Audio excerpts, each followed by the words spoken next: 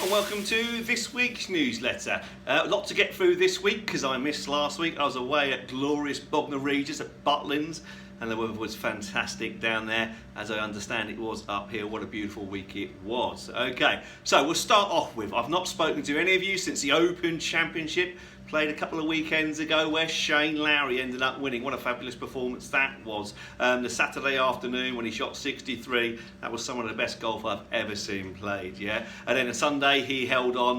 Nobody really put too much pressure on him. The weather was a bit rubbishy, so it's difficult to make a low score. Shane Lowry, very good in the wind and the rain sort of thing. He managed to hold on to win by 4 shots, and what a win it was. An Irishman winning in Northern Ireland, fantastic golf it was too. A nice European to win the Open Championship, thoroughly deserved. He's always had the big game mentality. He won the Irish Open when he was an amateur, which was an incredible achievement. He's won a World Championship golf event. He did hold the lead at the US Open a few years back, but Dustin Johnson beat him. But yeah, he's always had the game for the big occasion, so well done Shane Lowry. Fantastic performance. Rory McIlroy, well, we probably all saw that first round, didn't we? 79, he took 8 on the first hole.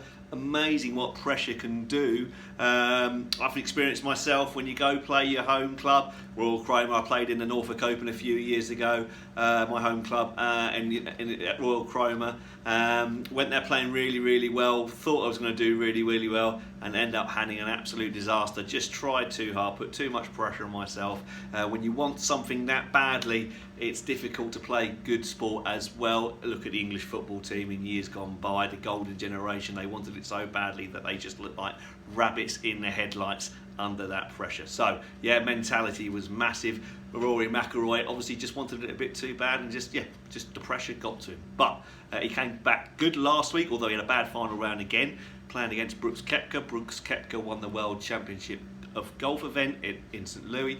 Memphis. And Rory again went into the last round, 1 shot ahead of Brooks Koepka, and fell away a little bit. So he might have a few mental issues going on there, sort of thing. There's no doubt his golf is world class, but when he puts in that pressure situation, maybe he's just trying a little bit too hard and not freewheeling it as we should do. Anyway, going back to the Open, we'll just run through the winners of the sweepstakes, okay? Well, Steve Stone had Shane Lowry, so Steve Stone won £100 onto his account. Well done, Steve. Scott Watson had Tommy Fleetwood, who came second, so he got £60. Jonathan Bloomfield had Tony Finau, so he came third with £40, and then we had a tie for 4th place. Steve Botson had Lee Westwood, and Andy Elliott had Brooks Koepka, who both get £15 onto their account. And the best round of the day, JB Holmes. Mike Tranter had £20. JB Holmes, what a last round he had. Again, just goes to show, even for the best players in the world. One day on the Thursday, where he shot 66, 65, something like that on the first day, to the last day, where he was tied third going into the last day overnight, shot 87. It even happens to the best players in the world, yeah? It's golf, it's very difficult and very unpredictable. In the round 2, there was 4 players that all had a 65, including Rory McIlroy, but Paul Tooley, Steve Stone, Bob Cooper and Troy got £5 each. In the third round, Shane Lowry's fantastic 63, got Steve Lowry another £20, and in round 4, Francesco Molinari won Amanda Hood £20. So yeah, all very good there in the sweepstake. Right.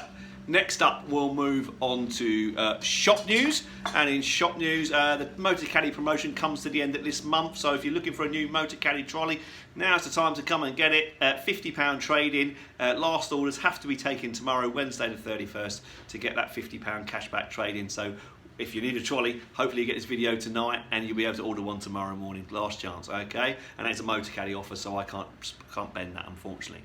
In other news, it's just summer season, very busy. Still very busy with lessons. In fact, so much so, booking sort of a couple of weeks in advance. So if you need a golf lesson, please try and book as early as you can. I am getting very busy, especially with the kids being off the next few weeks as well.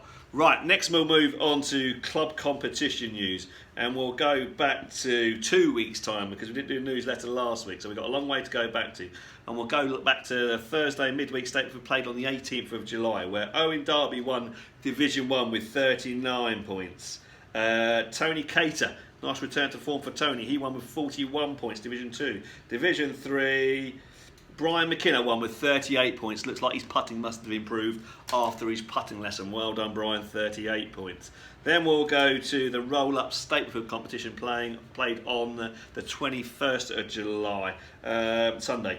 Daniel Crosby won with 42 points. Well done, Daniel, beating Geraint Amos into second, also on 42 points, and beating his dad, also on 42 points on countback into third. Okay, so well done, gents. Mike Haylett, 41 points.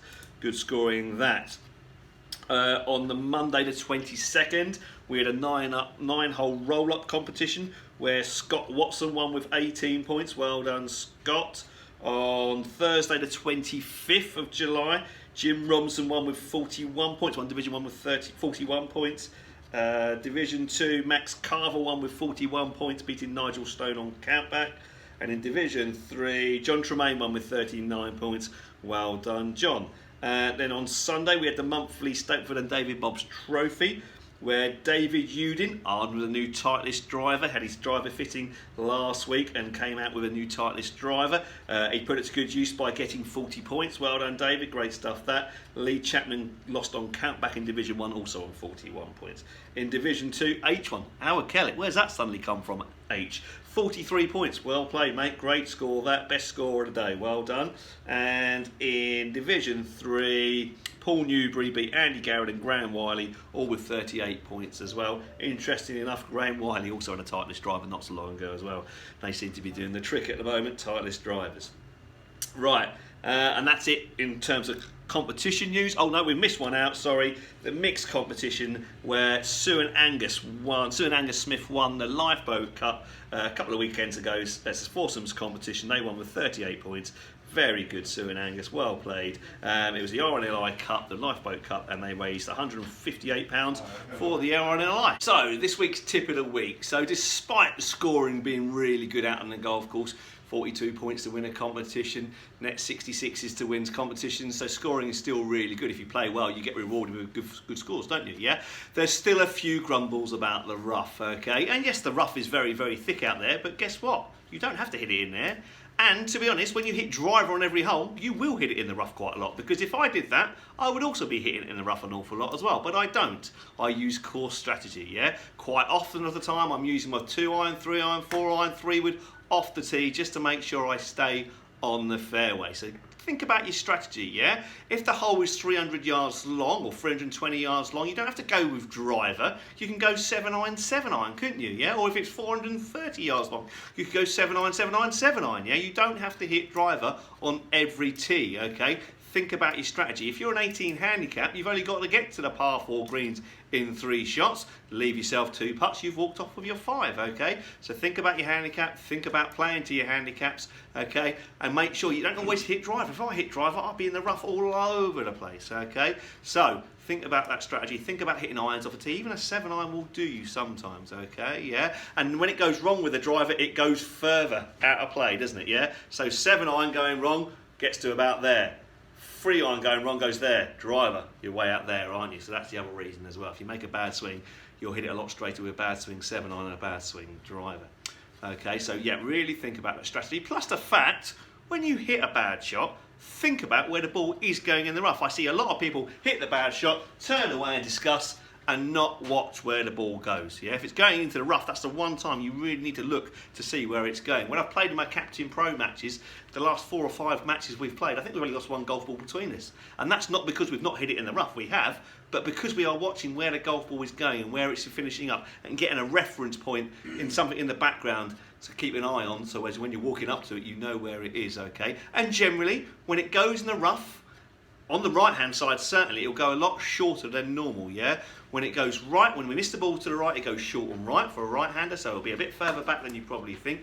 And also, plus the fact it's not going to roll there much either, is it? So don't walk up to where you would normally hit your driver distance, okay? It'll be a lot further back because you won't have got any run on the shot whatsoever, yeah? So if you're looking for golf balls in the rough, get a reference points in the distance, but also make sure that you're not looking as far up as you would be normally, because I bet you it's going to be a lot further back than what you think, okay? But yeah, number 1, don't go in the rough.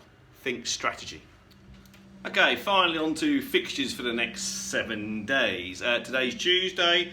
You might get this video newsletter this evening if I edit it quick enough. But Wednesday the 31st, so tomorrow, is Ladies Club Championship Day. So the first tee is going to be reserved between 8:15 and 11 o'clock, and then 12:30 and 2:30.